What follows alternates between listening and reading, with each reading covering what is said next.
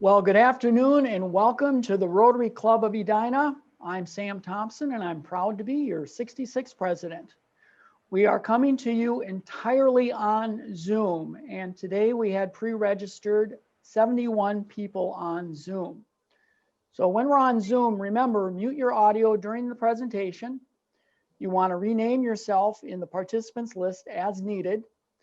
Use the chat for questions and comments. And if you are a guest, welcome. And we'd like to have you please go to the chat room and put your name and who you're with in the chat room. And also this meeting is being recorded. Happy New Year. And it's nice again to be with all of you today. I hope you had a nice holiday. This past year has been one of the most difficult and challenging years we've ever experienced.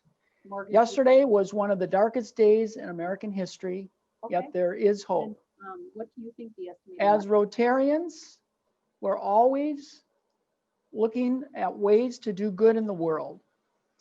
As we're getting ready for the meeting, as I was getting ready for the meeting, I was preparing the announcement slides. And I noticed with Jean and Sylvester and Dan and Renee, I just realized how good our club is doing. And it gave me a warm and grateful feeling. And I hope our meeting today will offer you the same warm feeling. The pandemic has kept us from enjoying life's simple pleasures that we oftentimes take for granted. And I've already started a list of things that I want to do once it's safe to go out and about. With the vaccine now available, we can start thinking about living life as it was pre-COVID. And I came across an article by Christina Osley with the Seattle PI, and she listed 50 things people plan to do once the pandemic is over. And she went out and she talked to people on the street. Well, I'm not going to share all 50 ideas, but I do want to give you 11 of the ideas I thought were really good. So things people plan to do once the pandemic is over. 1, have a big family get together. And that definitely is on my list. 2, go to the game and watch some bleeping sports. And I can't wait for the first Twins game to get out on Target Field on a nice sunny day. 3, get to my mom as fast as I can, hug her. And it's especially been difficult for those of you that have parents in assisted living where you actually can't even get in. Go to the gym and then to a bustling restaurant. And hopefully some of our favorite restaurants are still open. 5, TP the neighborhood. And this definitely would be a good release of energy. And you never know, your neighbors just might join in. 6, water my office plants. And hopefully they're still alive. 7, some sort of travel. And I think all of us need to get out of town. 8, shake someone's hand. And yes, especially before our Rotary meetings. I definitely miss that and can't wait to be doing that. 9, see my grandkids. And Zoom has been a good fill-in, yet nothing beats the human touch of hugging our grandkids. 10, sending my kids to school, and it's been a very challenging time for many parents with kids, and they're juggling the kids at home and the work. And finally, 11, which I think is on the top of almost everybody's list, and I know Renee Harberts, you were talking about it before the meeting starts, hug everyone, and so we can't wait to be doing that. The current state guidelines are in effect actually through this weekend, and then they open up again next week. The earliest that we'll be able to get together live again will be January 28th. And we'd like to get together sooner, but just due to our speaker commitments and with the Edina Country Club, we're going to start January 28th.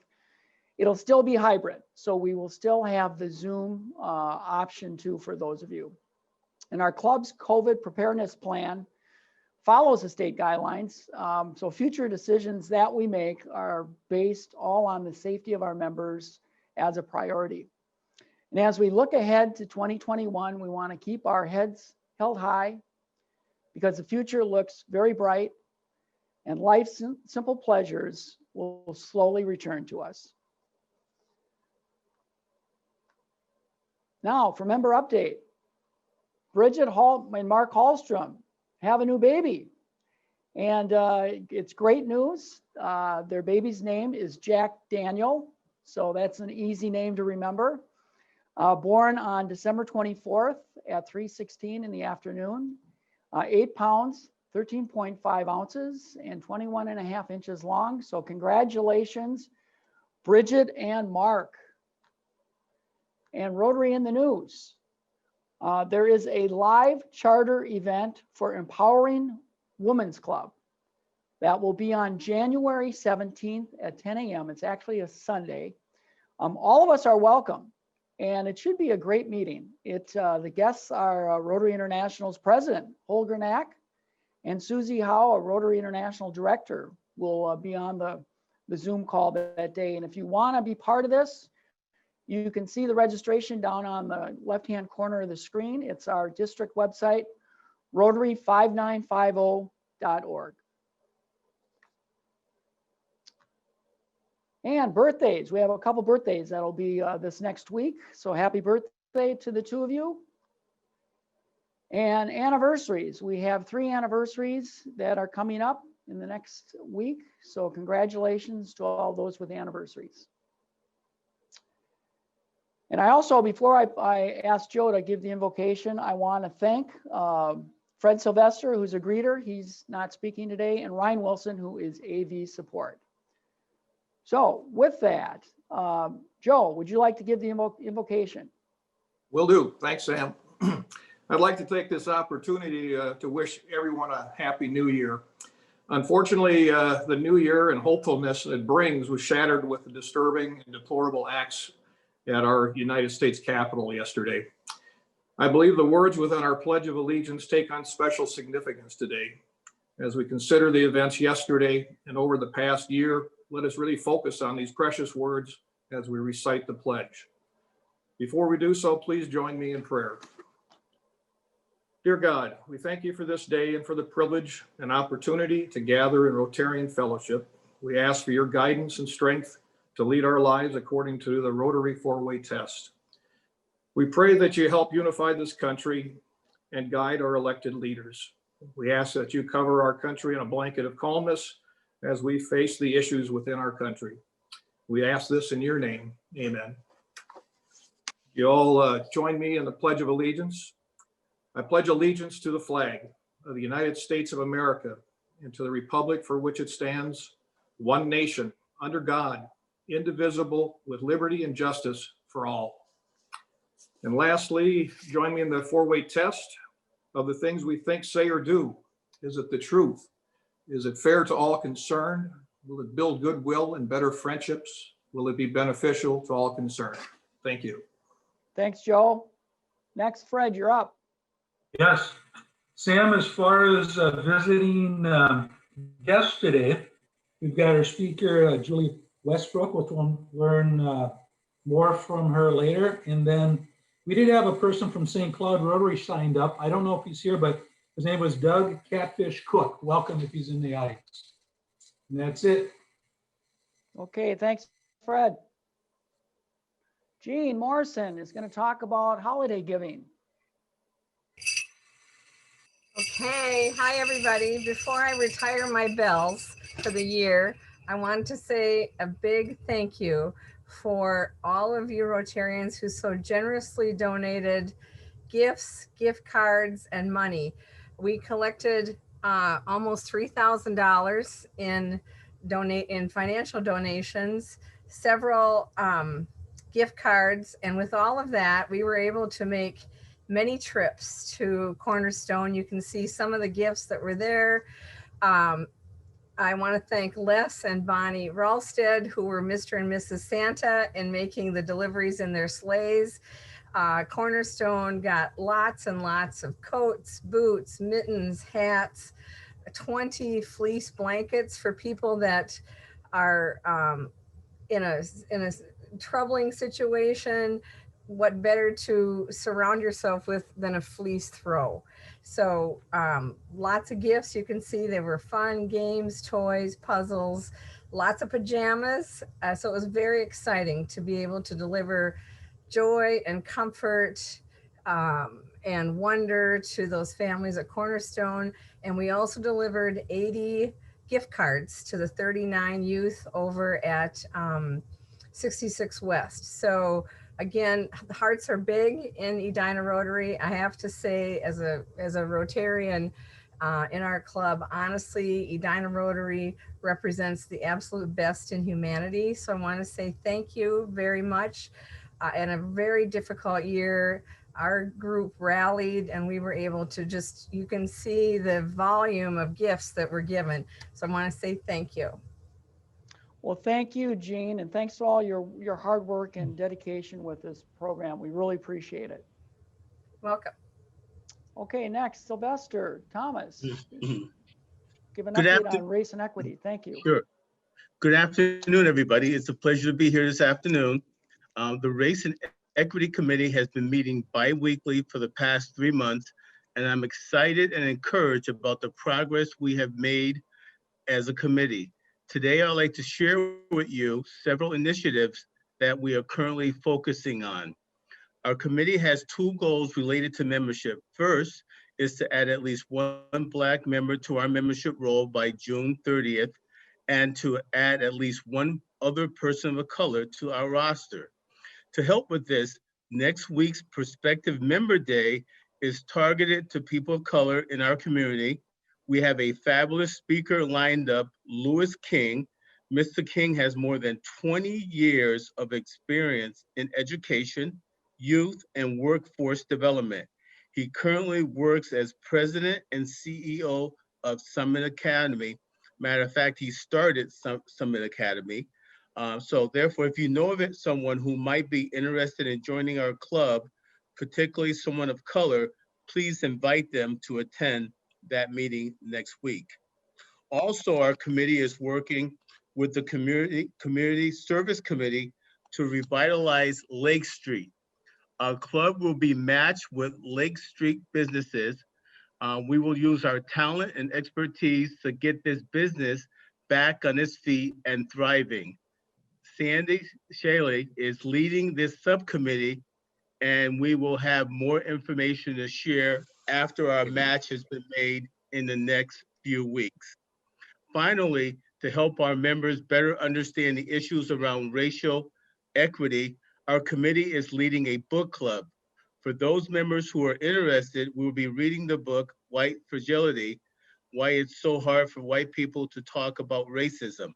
The New York Times best-selling book explores the counterproductive reactions white people have when their assumptions about race are challenged, and how these reactions maintain racial inequity. If you would like a copy of the book, please contact Jennifer Benarat. In February, we'll be meeting every other week to discuss a few chapters of the book. We will use discussion guides used by other Rotary clubs and organizations to guide us through our discussions. And finally, if you'd like to be part of the Race and Equity Committee, you can reach out to me or Jennifer Benarat for more information. Thank you. Well, that's excellent, Sylvester. Thanks so much. And I'm really excited to see all the work that your committee is doing. So well done. Thank you. Okay, Dan Hallberg is going to give us an update on the bell ringers. Thank you, President Sam. Well, I'm here to congratulate everyone who participated in a terrific effort for the Salvation Army Red Kettle campaign in 2020. This included 19 Edina Rotarians, plus family and friends. Now, during our 5-day ringing schedule from December 17th through the 23rd, we captured a total of $8,954 in contributions to the Red Kettle at Jerry's Foods in Edina. Now, this total surpasses the Kettle totals for every year since 2010. So that's just a terrific response that we had, and a great result. You all did this in spite of a shortened ring time we had on the final day due to the blizzard on the 23rd. So a great job by everyone, and let's do it again in 2021. And I'm sending to Becky to list in the Barker a list of the Rotarians and their friends who participated, so you'll be able to see that. Thanks. Thanks so much, Dan. Appreciate your continued leadership with this program for many, many years. Good. Okay, next, Renee Harberts. Talking about human trafficking.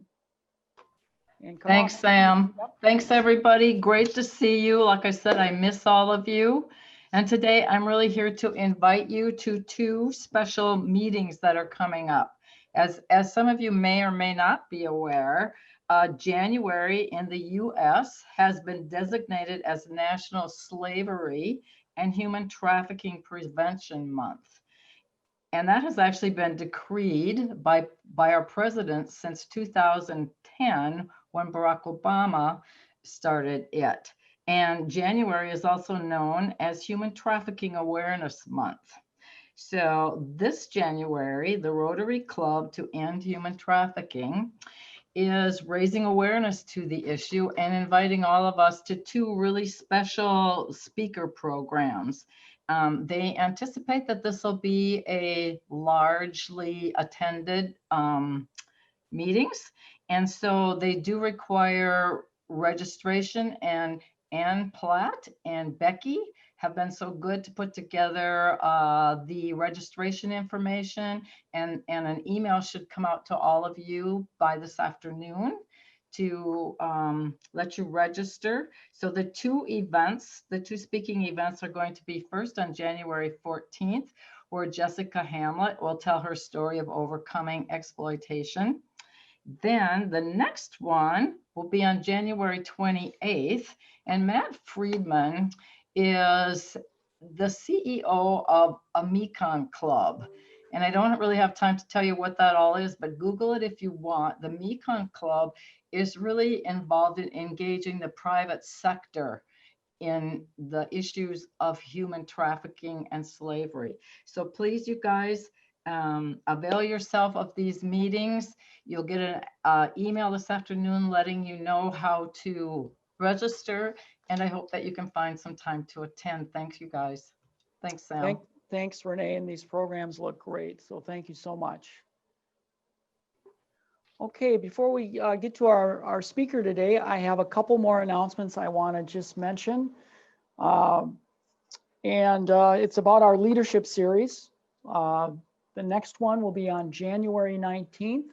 Our leadership series is always the third Tuesday of every month, and it is on Zoom.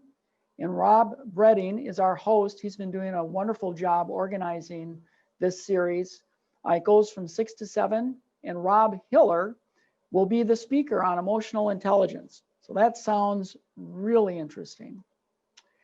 And another announcement I want to make is Helping Hands is still out there and working hard, thanks to Jean Morrison and her committee that she's organized. And our group is out there making calls. So expect a call from us.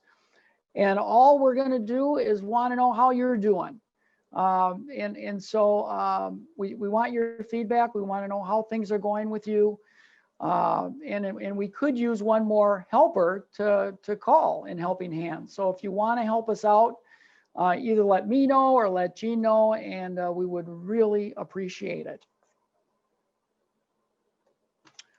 Okay, it's now time for our program, and I will be doing the introduction. I'm introducing Julie Keyes with KeyeStrategies. And just so everybody knows, there will be Q&A after Julie's talk.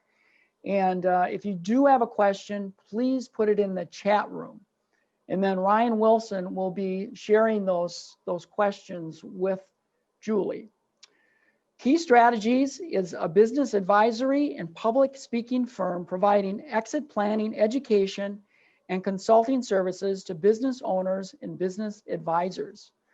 Julie Keyes is a national speaker, teacher, and certified exit planner, As a lifelong entrepreneur and current faculty member for Hoopus Performance Network and the Exit Planning Institute, she brings an uncommon set of skills and talent to every speaking and consulting engagement.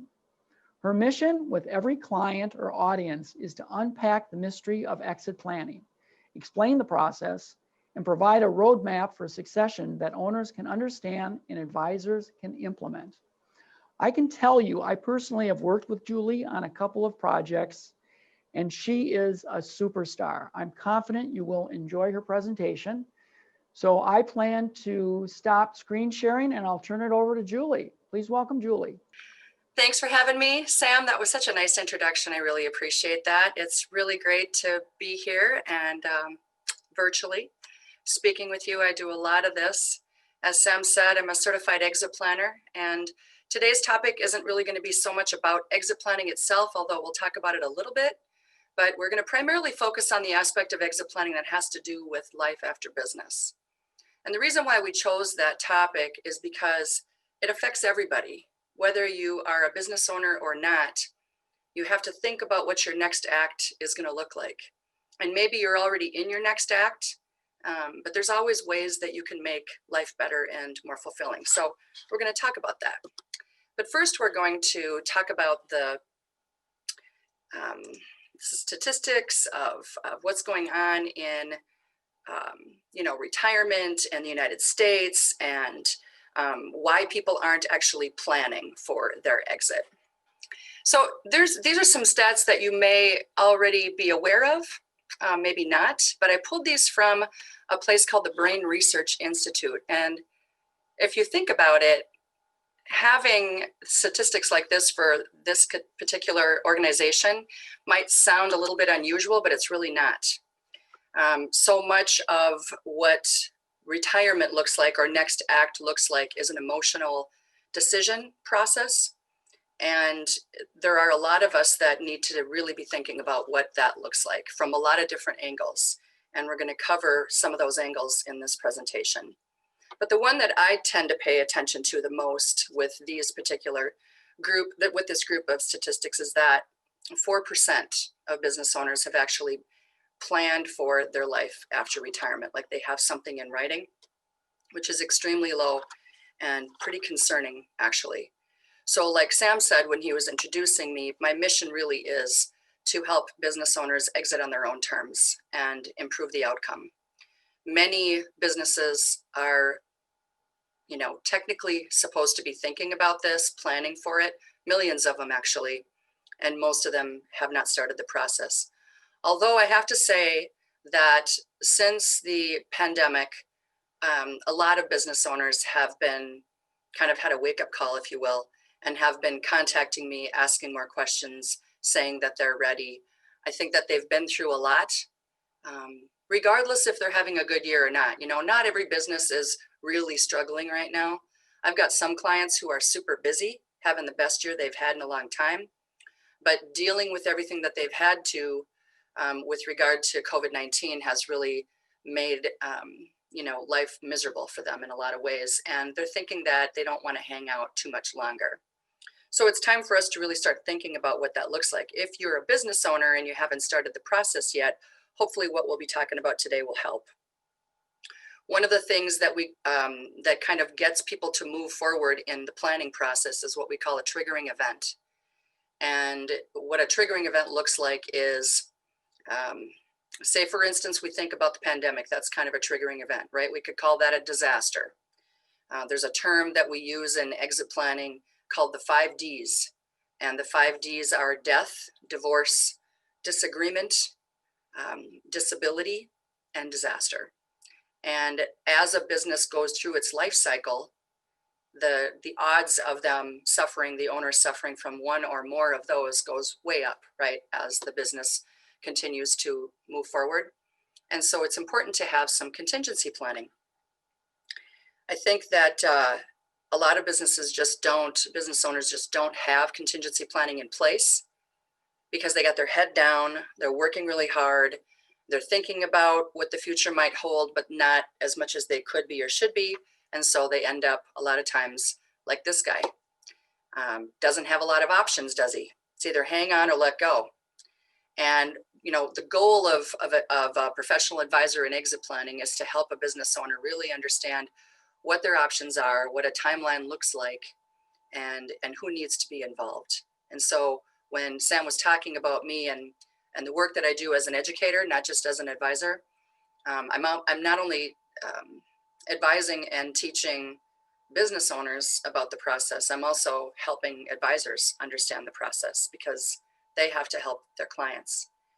So whether you own a business or not, whether you are out of your business or not, there are still things that you should consider in order to be able to have not only a fulfilling life after business, but also to prepare the people who are around you and the relationships that you have, which a lot of times doesn't happen. It reminds me of an event that we had a few years ago. We called it the Owners Forum. We had several of those when I was running the chapter here in the Twin Cities for the Exit Planning Institute. I've since passed the baton. We have a new president for the chapter now. I'm still really involved in it. I'm just doing a lot of other things. Anyway, one of the speakers that we had on a panel was a gentleman who had recently sold his company, and we wanted business owners who had exited to share with us what happened that was successful and what wasn't so successful. And one of the things that he shared really resonated with me, and I wanted to share with you what he said. He said, if I had known after I sold my business how difficult life would be to re-engage and feel productive, he said, I probably wouldn't have sold it. He said, if there's one thing that I can advise you to do if you haven't done it yet, if you haven't sold yet, is to have a reason to set your alarm in the morning. What do you need to get up for? What do you want to get up for? Why do you want to get up, right? And I thought that was really impactful. And so I wanted to share that with you. A few of the business owners I've worked with over the years have really struggled with figuring out what's next. And so this particular slide kind of emphasizes the fact that it's important for you to know who you are. And I know that sounds really simple, but I will tell you from experience, like Sam said before, I owned some businesses. I've been an advisor now and an exit planner for about 10 years. But prior to that, I had companies and employees. And even for me as a woman, because women tend to have a different set of issues when it comes to exit and selling a company. But even for me, I had a hard time figuring out what my next act was going to be and how I could remain productive and relevant. Men tend to have a problem with that more than women do, but women have it too. And that's because I didn't really even know who I was or what I was good at outside of running a company, taking care of a household, being a wife, and raising kids. And then once my kids got to be older and didn't need me as much, then I had to try to fill that time. So what did I do? Start another business. And so now that I'm, on to my next act, if you will, and I love the work that I do. It's super awesome. I like to encourage people to think about what their own strengths, weaknesses, opportunities, and threats are. We do these inside of our companies all the time, right? You're going to do a SWOT analysis probably every year when you're updating your strategic plan. But what if you did one on yourself? Where are you strong? What could you capitalize on in that next chapter? What are some of the organizations that, mean something to you that maybe you haven't had the time to engage in? What are some of the things that you haven't even thought about doing for a long time? And then where are you weak? Are there some areas that you could make some improvements on in your life that would make your life easier? I read a book one time that was written by Gary Keller, if you know who he is. He started one of the partners or owners, I should say, of Keller Williams Real Estate across the country. There's franchises everywhere, as I'm sure you know. Anyway, he wrote a book called The One Thing. And I read it a long time ago, but every now and then I think about the message of that book because it's not real estate related, it's just life related. And he just said, if you look at all the aspects of your life, what's the one thing that if you made a difference and changed it, improved it, worked on it, whatever needs to happen, one thing, how that would make such a difference and make everything else easier or better. So if you looked at your relationships and kind of dissected those. Your marriage, if you're married, your children, if you have them, you know, significant other, partners, friends, family members. What's the one thing that you could do in each of those relationships that could make your life better? That could make it easier too, right? What about finances? You know, if you have a good financial plan, that's also part of exit planning, which we're not going to get into a whole lot of that either, but a little bit later, I'm going to talk a little bit more about that. So if you're still owning a business though, another way that you could kind of use a SWOT analysis too, is to have your team members do a SWOT on themselves. Do a SWOT on the entire company as like homework, and then you all come together and you whiteboard it out. It's super powerful. Having the input of other people is super powerful. And to speak to that just for a second, when I was thinking about what my next act was going to be, I really didn't know.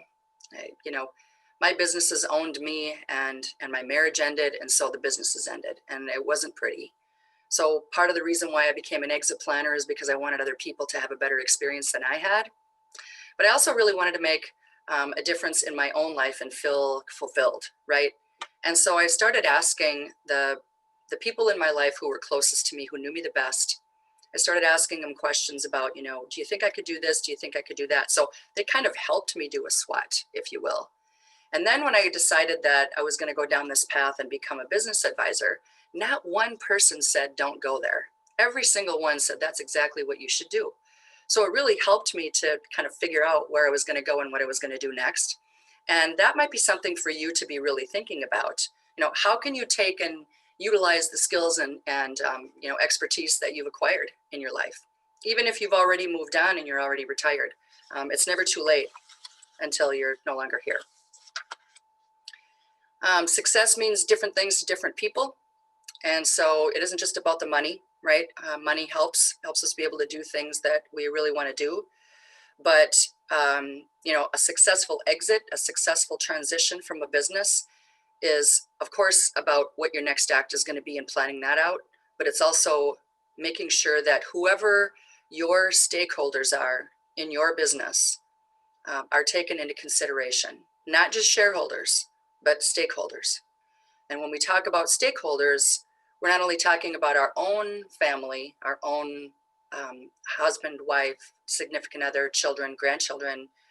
We're also talking about all of our employees, of course, and our employees' families, and our communities, and our local economy, and our industry, our customers, our clients, our vendors, our suppliers, okay? So when you start to think about the ripple effect of everybody that's affected when you transition from a business, it really underscores the importance of making sure that you have a plan. Relationships, I think, can be really difficult when you're thinking about that next act and moving into retirement. Like if your spouse is already retired, the two of you are going to be spending a lot of time together. So what's that going to look like? It'd probably be a good time for you to just sit down and talk about that. You know, you're both individuals, but you both, you know, you've got a relationship and there's things that you probably like to do together. And if you've lost that, then regain that. Like, okay, well, now that we're in this different phase of our life, what can we do together that we could have a good time with? Sometimes people will say, well, I want to volunteer more. Well, for who? How much time during the week do you want to spend? Or I want to babysit my grandkids, or I want to consult. And you know, you can do all those things, but it's important to have a plan. And so I think that, you know, when we talked about making a difference, that can mean different things for different people. But having a plan ahead of time and well ahead of time is super important. And I talked a little bit before about the 5 Ds. Whether we've entered that phase of our life as far as, you know, in retirement or approaching retirement or not, you know, maybe we're still in the game and we're going to be for a while and we're just going to build our business. But it's important to just think about the future and have some kind of contingency planning in place. Most business owners don't have a contingency plan. And it's important to have those. It's important to think about, okay, if opportunity knocks, not just if disaster happens, right? Because that can, but we can also have good things happen. If opportunity knocks, how am I going to get ready? How am I going to be ready ahead of time? What do I have to do to get ready? So those are some of the things that I help my business owner clients with. And when it comes to transition planning out of a business, there's a couple different distinctions when it comes to exit planning. There's owner readiness and business readiness. You can have a super well-oiled machine in your business and have it be completely transferable and not dependent upon you, which is awesome if that's the case. Most are not, but if it is, that's great. But you can't neglect the owner readiness side. And when I say owner readiness, I'm talking about your own personal, not only financial preparedness, but also having that life plan for after business, knowing kind of what you want to do and where you want to spend your time, and then having some contingencies in place in case something does happen. If the business is going to continue, if legacy is important to you, and we're not talking about family business today, but that's a big thing right now, everywhere, right? Because of owners aging and knowing, wanting to know, do we have a next gen that's going to take over or not? And if they are, how do we go about all of that? But expressing your wishes to the people that are around you is super important, making sure that people have access. It's not just about having a good, solid estate plan, although that's essential. But it's also important to have things in place and plans in place in case something happens. And a lot of business owners don't have that in place. And so if you have an estate plan and you haven't had it updated in a while, that might be something that you put on your list for 2021. And another relationship that is super important that I alluded to before is your financial planner. Another relationship that seems to be lacking in a lot of the business owners that I work with, because their nest egg is their business, and they think that because that's the fact, they don't have a lot of assets to invest otherwise, they don't need to have that relationship, or they'll be confused about who that person is, and they'll consider whoever the company is that manages their 401k is actually their financial planner, but that's usually not the case either. You need to have a relationship, because that person is going to be with you through the rest of your life. So they got to be a fit. They have to understand succession. They're going to probably ask you all kinds of questions if they haven't already, kind of like the ones that I just brought up, but even more, so that they can see the whole picture and the things that you really want to do. So some of these slides have a lot of questions on them, and I did that on purpose because I want you to kind of consider using these as homework. And however they apply, some of them aren't going to apply to you, and I get that. But if whatever applies to you, I would challenge you to sit down and really have a heart-to-heart with yourself first about, whatever it is that resonates, that's in your heart, that you really feel like you need to address and think about. And then who needs to be involved in helping you to implement when you set up some goals. Another important person, if you still own your business, that you need to have a relationship with just for a short time, is an accounting firm that can help you with valuation, or a valuation firm. Most business owners don't know what their business is worth. And if you don't know, it's important for you to determine what it is worth. Because when we're talking about a life plan or a next act plan, a lot of that has to do with how much we can afford to do. And if our business is our nest egg, we need to know what it's worth so that we can share that information with our financial planner, who can take that into consideration when they're trying to help you figure out how to maintain your lifestyle and when you can actually make that happen. So those are the two takeaways that I would recommend for the business owners. Another issue that I've seen a lot of business owners have, especially in the last few months, is a depletion of value in their enterprise. And so if that's the case, all the more reason to find out, what's it worth today? For those of you who are already out, there's no reason why you can't still have a plan. I think for, the way things have been and how difficult life has been for so many of us, pretty much everybody, some to a greater or lesser degree, right? But for whatever it's worth, I would encourage you to have a plan for 2021 and beyond, maybe for the next 3 years. Make some short-term goals and some long-term goals. We do this all the time when we own a business, but we don't always have a plan in place for like our personal life, and we should. We've got to have stuff to look forward to. We need to think about, okay, what are some of the things I've had on the back burner that I haven't done or that I just kind of let go because I didn't have the time. But I really like to re-engage and really, really rethink it, I should say. So in other words, dream. If I were going to name one thing that I'd like to do when I have more time and I'm not working as much, which will be a few years from now because I'm happy with that. But I want to get back into music again. I used to play guitar and piano, and then, I got older and started running more companies and having more kids, and music kind of went by the wayside. I still love it. I still appreciate it. I have kids that are in music, but I kind of want to get calluses back on my fingers again and play the guitar. So whatever that is, right? Maybe you want to learn line dancing. Maybe you want to learn how to golf. Maybe, cross-country skiing or snowshoeing appeals to you, especially in the winter. It's a great workout. One time, speaking of snowshoeing, my husband and I decided after a wonderful snowfall, I live in the northwest suburbs, we decided to hit Bunker Hills golf course, which is close to where we live, with snowshoes, because we thought, it'll be wide open and it's fluffy snow and how much fun that would be.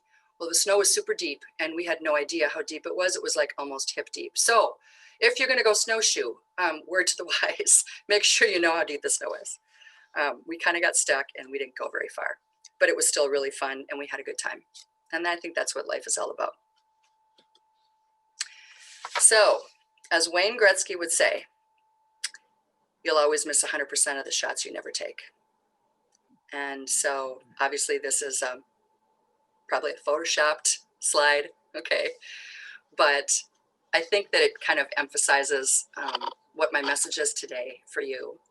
And think about those things that you maybe have on the back burner, whether you're still in the game or not, as far as owning a business. My dad, who is still kind of working, he's a professional advisor. He sold some of his book, but he's still managing some of it. Doing a lot of golfing now. They're in Florida. And he still has, what really jazzes him is his outdoor work. And so he's in super good shape. He's had both knees replaced, but he's got an 1.5 acre yard with trees and shrubs and flowers. And he just loves the outdoors because it's the farmer in him and how he was brought up. And that keeps him going and keeps him young. And so that's kind of what I'm thinking about, right? What are those things that you've kind of put on the back burner?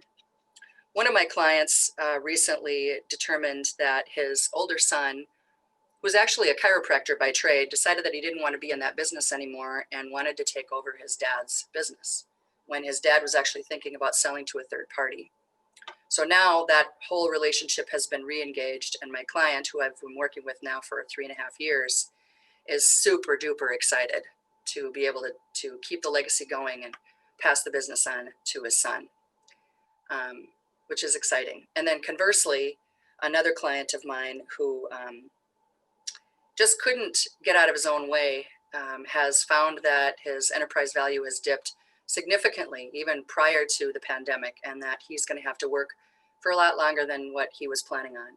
And so the work that I do is to really help prevent business owners from ending up like that last guy or lady, right? It's not always about the men. Women have the same problem, like I said before. And so I hope that, some of this content was helpful. I know it's a short period of time to present, but like I said, there's some homework there for you on the slides. And lastly, I would just like to invite you to check out the book that I wrote called Poised for Exit. The link is here to be able to order that book. And in fact, we're running a Kindle special right now, 99 cents for the ebook to download. So it's a pretty good deal. I'd recommend you take me up on that. And then I got a podcast show, and you might enjoy that too. I've got some really great guests that I feature every single week. And yesterday we record every Wednesday. And yesterday we recorded Tyler Olson, who owns a cybersecurity company. They actually help businesses educate their team because business email compromise is such a racket and so many companies are being taken and hacked. And so he was my guest yesterday, and it was awesome. So check out the show, check out the ebook, and I'm here to take questions if you have any. Well, that's great info, Julie. Thanks so much. And if you have a question, please go to the chat room. And Ryan will then share your question with Julie. Great. Ryan, do you have any questions? Yes, it looks like we have a couple questions in there already. So Julie, the first one for you comes from Renee Harberts. What do you think surprises people the most when they retire? How much time they have and how little they've actually spent planning on how they're going to use it. The sense of relevancy that we all need to be needed, and the sense of productivity that we need to have on a daily basis is probably a lot more important than people realize. They think that fishing and hunting and golfing and babysitting the grandkids is going to be the rest of their life and they'll be happy. And maybe for a little while doing some of those things on an occasion is great, but we really do as human beings, especially if we've been business owners and productive our entire life, turning that off is almost impossible for people that have been engaged for a long time. Great. This next question for you comes from Dan Hallberg. He says, earlier in your presentation, you mentioned that you owned a business, but the business owned you. Is there a way for business owners to mitigate that? That's a really good question. And the reason why my business owned me is because I didn't delegate enough. There were a lot of, rules and responsibilities. There always are in every business that, there are things that people can delegate, and small business owners don't always value they don't have the time value of money down very well. So they'll be doing things that are menial that could be done by somebody else that don't necessarily generate revenue. And so for a smaller company like we were, we only had 15 employees, so we weren't very big. There were a lot of things that I probably could have delegated that I didn't because I wanted it done right. And so I learned the hard way, because then you don't have a life and then you can't be away. And so my goal with my business owner clients is to help them to figure out who they can delegate to and what, and so that they can practice, because practicing an exit is super important. It makes it a lot easier when the day comes when you're actually done altogether. Julie, this next question comes to you from Josh Sprague, and I must say I am personally interested in your answer to this. Any secrets for someone hoping to retire at 49, or anyone hoping to retire early for that matter? So when you say retired, you mean you don't have to work anymore and you can just play the rest of your life, or are you just going to go on to another business? It doesn't specify, so that's up to your interpretation. Yeah, I think it really depends on the desires of the person. Who says you have to work till you're 65? I think he wants to play, Julie. He wants to play. Hey. Yeah, I think Josh wants to play. Yeah, Josh, if you want to play, then go play. Yeah. Doing something though that's fulfilling and is something outside of yourself that gives your life some meaning, I would encourage you to have that be a part of your everyday life. I mean, playing is super fun and great, but you're a Rotary member and I know what Rotary people stand for. So, add that to the mix and I think you'll be successful. That's a really good segue. The next question for you comes from Mike Martini, and he asks, what larger role could Rotary play in retiree plans? Well, I'm sure that you guys have got resources and things like that on your website. It might not be a bad idea for you to include some resources for people who do own businesses. You're welcome to use any of the tools that I have on my website to share those. They're really meant not only for exit planning, but they're also meant for, getting the business ready, which really does take time. Most of my engagements are 2 to 4 years. And mistakenly, a lot of business owners think that once they've decided that they want to get out, that they can just get it done in a few months. I actually had a client of mine call me a few years ago and say, yeah, I saw you at a seminar a couple of years ago on exit planning and I'm ready. And can we get this done in a couple months? I said, probably not, but we should get together and talk. So a year and a half later, he sold his business.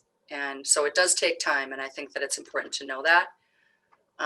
So hopefully that helps. Those are some ideas, sharing books, sharing articles, just having tools available for your members to be able to use, I think makes sense. And then having people like me maybe come in once or twice a year to talk about it as a speaking subject. Ryan, let's do one more question.